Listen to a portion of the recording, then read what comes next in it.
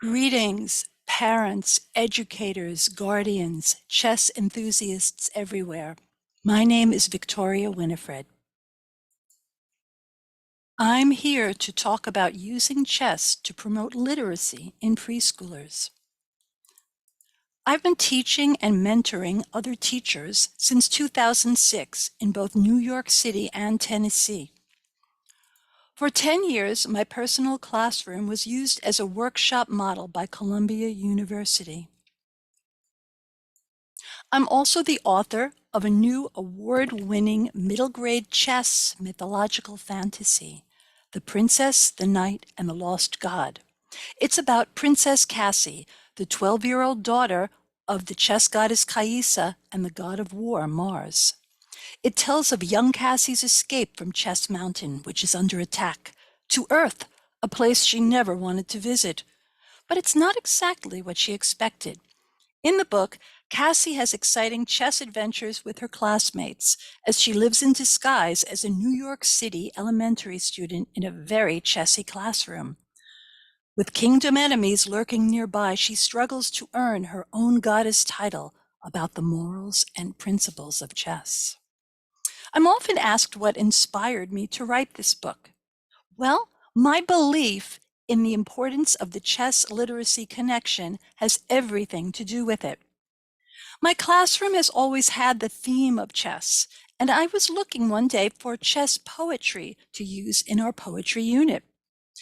I found two poems about the chess goddess Caissa.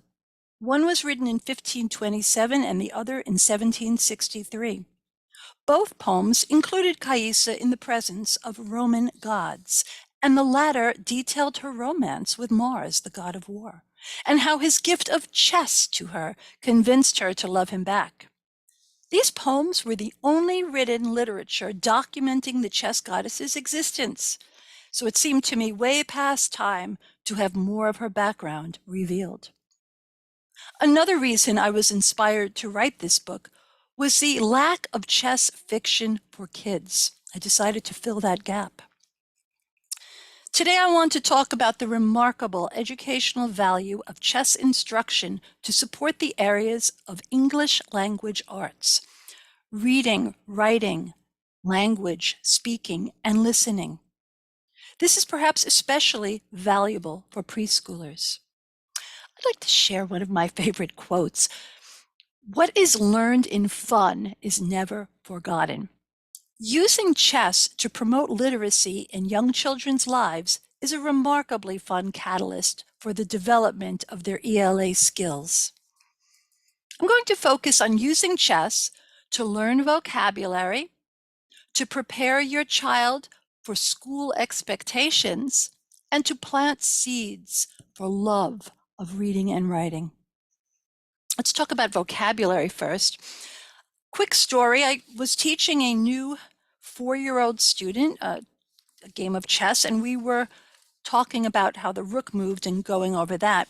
At the end, I wanted to have a review, so I asked him to demonstrate again how the rook moved.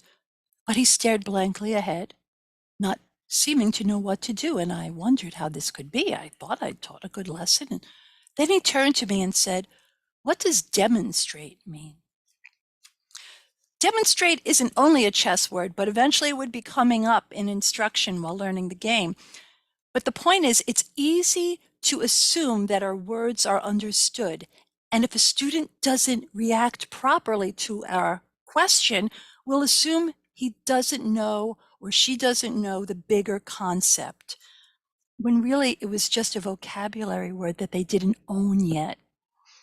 Understanding testing vocabulary is a huge issue in education, and the game of chess is a fabulous place to learn an enormous range of those kinds of words. Just a few samples here. In preparation for this talk today, I reviewed some current admission exams for preschoolers for various programs and schools in different countries. So here's a sample. Now, in addition to the fact that this diagram somewhat resembles a chessboard, several questions are based on it. And the student, the preschooler, has to answer verbal questions or prompts. The instructions will be given once and will not be repeated for the child, even if asked. Look at some of these words in the questions about this diagram. Design, rectangle, square, rows, columns. Obviously, you could tie that in with ranks and files. But again, chess is such a rich resource. And as your guide, you can insert these important words very naturally when helping them. We can't jump to the math because children will fail math exams if they don't understand the written or spoken instructions. And speaking of those types of things, let's look at the expectations for incoming kindergartners. All right, pay attention for short periods of time to adult-directed tasks.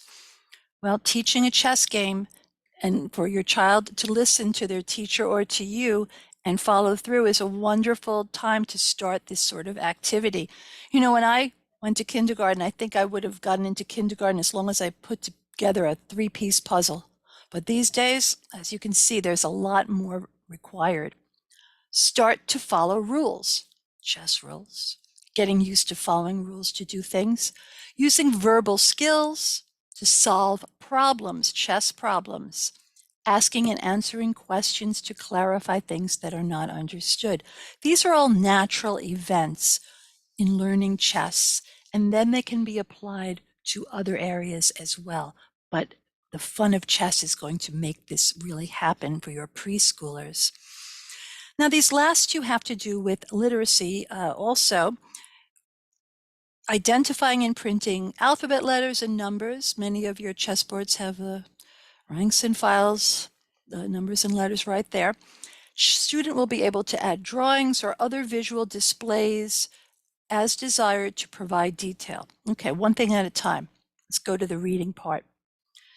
One of the things I learned from my first principal is if you want to see a child's reading level immediately improve, just hand them a manual for a new video game. They'll grab it out of your hands. They will strain to understand those words and match them up with the pictures inside because they're motivated. And again, this is going to be true with chess. Get those nonfiction books. There are plenty of nonfiction books for kids about how to learn chess. And the beautiful diagrams and images inside them are going to teach them the game a little bit just by looking at them, but it's also going to make them want to understand those words, putting that thirst for reading into them through something fun. Now, some of these books, of course, will have words and passages that are too difficult for preschoolers, but put it in their hands anyway. You will be amazed, I predict, at what will come out of it, at the connections that they will make, and your guidance will be instrumental. Writing. Well, commonly, children have a lot of trouble often just being enthused enough. What can I write about? Well, writing about a chess game or lesson has proven to be very inspirational in many people's experience, certainly my own. A preschooler, though, well, here's where we might start. Let's think of your preschooler filling in a comic strip to retell a chess lesson or game. It might start like this. They would have some frames that they could number, forming numbers. And what happened today in your chess game? So this child drew a picture of himself or herself, and what I believe is a knight. And then they are about to go on and say, what happened? And we're going to look at that more in a moment, but I want to talk about that. A very important reading standard is to be able to retell things in sequential order. Think of it as move order. What happened first, next, then, after that, etc. So a child might start with this, and we might inspire them to just add that detail as per that requirement. And let's see what the end result might look like. Wow, okay. So here the child started with some experimental spelling. Perhaps they got some guidance to write the knight, picked up, saw the bishop, made an L. Oh, I see. So I think that bishop looks scared. That I think I know what happened. Bye-bye, bishop. Got him. That's pretty fun for a kid to write. It's pretty fun for anyone to draw and write this. But As cute and funny as this is, it's amazing because the child is learning to retell something that happened to them in the correct order using words. This is the beginning of writing, and it's perfect for a preschooler.